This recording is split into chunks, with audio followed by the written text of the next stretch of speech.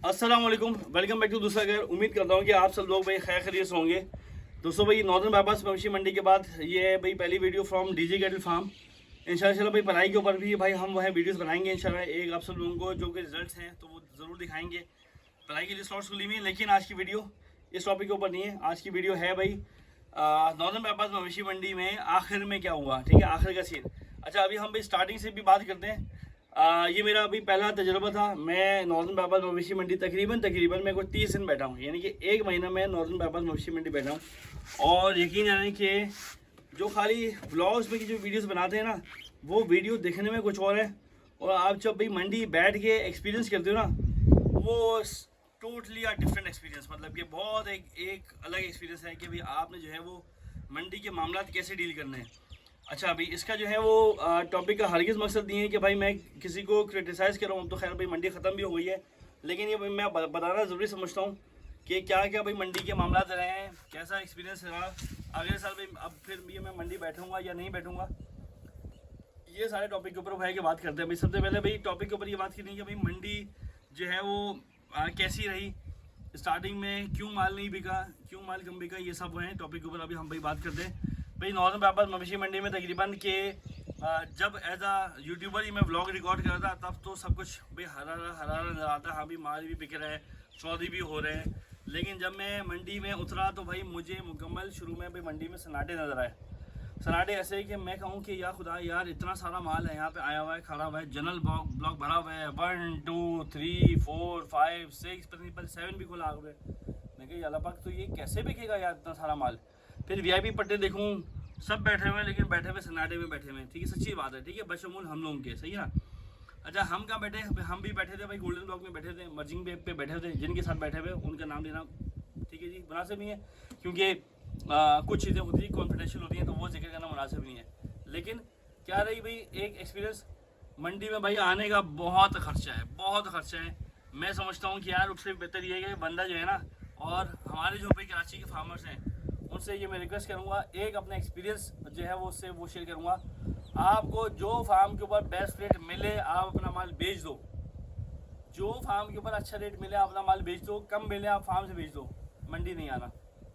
इसकी वजह मंडी में भाई प्लॉट के लोग कहेंगे कि भाई आप जो है वो महंगे प्लॉट में क्यों जाके बैठे, आप सस्ते प्लॉट में जाके बैठते, फ्री के प्लॉट में जाके बैठते। देखें भाई, हम कोई गांव देहात के तो नहीं है कि जो इतनी धूल मट्टी में खुले आसमान की जगह हम वो है बैठे रहें। हम ये टॉलरेट नहीं कर सकते, ना हम टेंट और तंबू में बैठ सकते हैं, नहीं कभी बैठे नहीं है, नहीं कभी एक्सपीरियंस नहीं किया। तो ज़ाहिर है कि हमने अभी एक अपने आसानी के हिसाब से हमने एक अच्छा प्लॉट चुना चाहिए। ज़मीन का जो किराया है, फ्रंट रोड पे हम बैठे थे, 3 लाख रुपए, वो तो प्लॉट की रेट सबको मालूम है। 3 लाख रुपए का छपरा हो गए कितने, 6 लाख रुपए। 4 दिन के बाद या 5 दिन के बाद छपरा उड़ गया हवा से। अब भाई इसमें मैं कहीं बात किसी अपने इदारे की बात नहीं कर रहा मैं यहाँ पे, लेकिन मैं यहाँ बात मंडी की जो है वो ठेकेदारी निज़ाम की बात कर रहा हूँ। मैं यहाँ पे कि इतना कोई वर्स्ट वो रहा कि यार हमने कहा कि यार हमने आपको पैसे ईद तक के पैसे दिए हुए हैं, या आप कम अज़ कम जो है वो इसकी जो है वो रिपेयरिंग करा के दें ऊपर से, ठीक है ना। कह रहे हैं कि भाई यार ये हमारा इसमें कोई ताल्लुक़ नहीं है। हमने कहा भाई मैंने कहा हमसे मुराद क्या मतलब कि भाई मैंने कहा भाई ये नेचुरल डिज़ास्टर है, नेचुरल डिज़ास्टर को यदि पूरा करके देना ये आपका काम है। इस पूरी मंडी में अगर ये छपरे हो रहे हैं, जिन लोगों के हो रहे हैं उसमें से भाई मेरा भी है, तो इसका मतलब क्या हुआ कि आया वो छपरा तरीके से वह बनाया नहीं गया, या प्रॉपर इसकी वह बाइंडिंग की नहीं की गई, या भाई मेरी किस्मत में लिखा हुआ था। लेकिन जी उसके हमसे 1 लाख रुपए एक्स्ट्रा लिए गए, पूरे 1 लाख रुपए एक्स्ट्रा, ठीक है ना। और वो भी समझे कि बाकायदा मुँहमारी वगैरह हुई है इतने कोई प्यार से, तो आपको पता है कि भाई कोई बंदा वो मानते नहीं है, सही है ना। वो भी समझे कि भाई गले में आए कि हम हमारे हैं। इसके अलावा जी पहले हम भी बात करते हैं भाई एंट्रेंस की बात करते हैं। ये तो भाई मेरा मोटा आप एंट्री करो, आप जानवर लेके आओ, पर्ची की जी 5,000 रुपये तो पक्के हैं फी माल, चाहे वो बछड़ा आपका 1.5 मन हो, चाहे वो बछड़ा आपका 20 मन का जानवर हो, 5,000 रुपये आपने फ़ी जानवर आपने देना ही देना है। इसके अलावा जो भी पानी के जो ड्रम है, खाली मैं बात कर रहा हूँ ड्रम के 3,000 रुपये चार्ज, ड्रम के साथ पानी नहीं, ठीक है, खाली ड्रम के जो चार्जेस हैं वो 3,000 रुपये ड्रम के वो चार्जेस, ठीक है, लिए गए। और एक ड्रम 4 जानवर के ऊपर 1 ड्रम मिलता था। अगर 1 जानवर है तो भी तब भी आपको 1 ड्रम देंगे ज़रूर वो, ठीक है ना।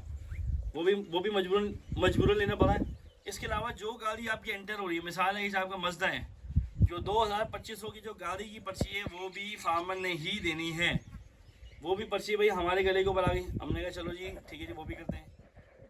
इसके अलावा यार मंडी के जो है वो मजीद खर्चे क्या थे कि अभी पानी समझे कि एक टाइम का पानी मिलता था और एक टाइम का पानी वो लेके वो पिलाना पड़ता था। 600 रुपये का एकदम पानी का होता था। अब ये जो खर्चे हैं एक आप सब लोगों को भाई मालूम है, मैं यहाँ पे किसी को जो है वो सपोर्ट नहीं कर रहा या किसी फार्मर की मैं हमदर्दी में बात नहीं कर रहा या मैं किसी व्यापारी की हमदर्दी में मैं बात नहीं कर रहा, लेकिन ये मैं ज़रूर कह रहा हूँ कि जी ये जो ओवर एक्सपेंसेस हैं ये एट द एंड किसने देने हैं?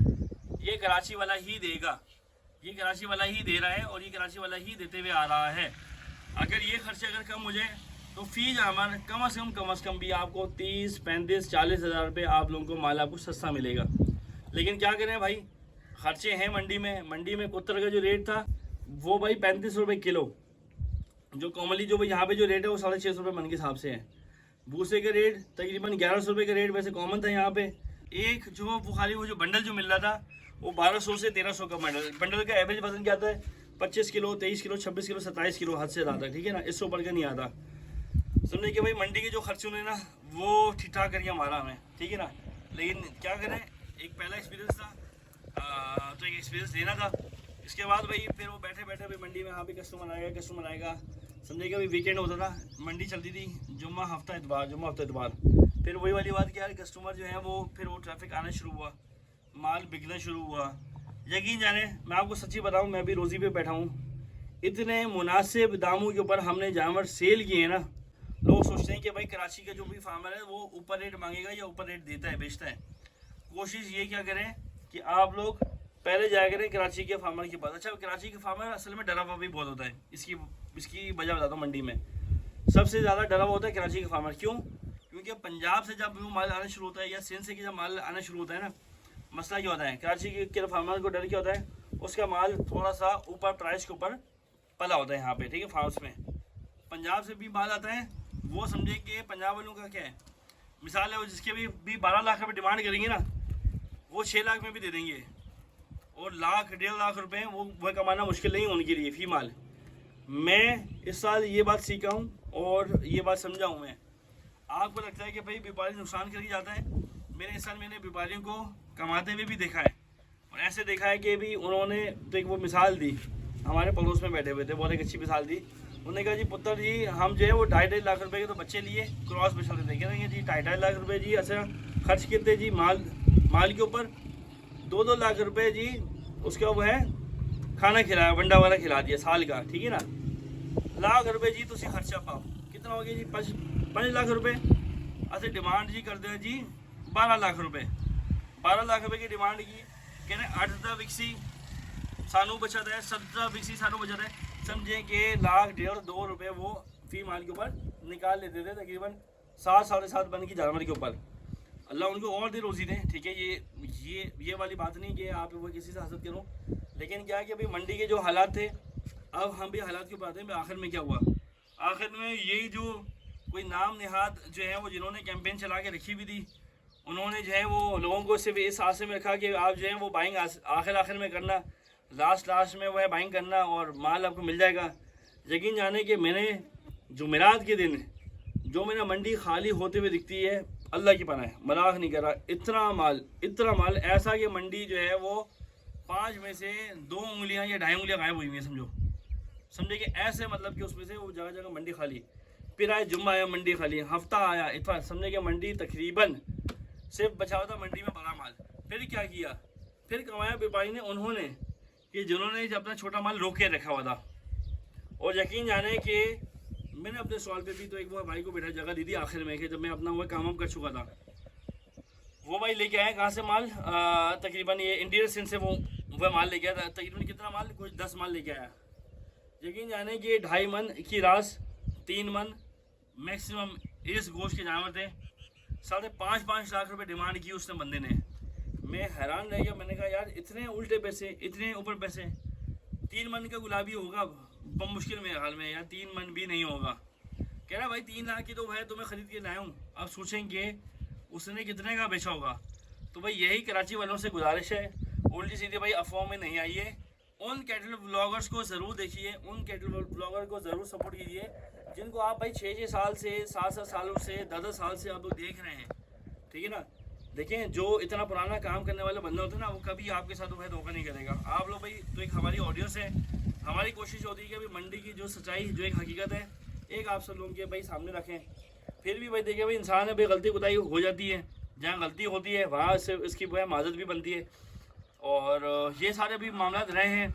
ईद के पहले दिन भी ख़रीदारी रही, दूसरे दिन भी ख़रीदारी रही, तीसरे दिन भी जो है वो आखिर का जो बस वो माल समझे कि सिंग वाला माल गाय जो है वो लोग, मेरे मोहल्ले में एक बंदा जानता हूँ, नाम जानता हूँ, घर जानता हूँ भाई, वो कभी उसने बछड़े और बछिया से वो उससे ऊपर की वो कोई चीज़ लेके नहीं आया और अच्छा माल काटा है उसने, लेकिन जाने के आखिर में वो गाय लेके आया था। मेरी गली में गाय आई, वो बंदा भी तकरीबन 6.5-7 बन की ना कुर्बानी करता था, लेकिन क्या कि माल ने एकदम शूट किया और एकदम तेज़ हुई मंडी, ठीक है ना।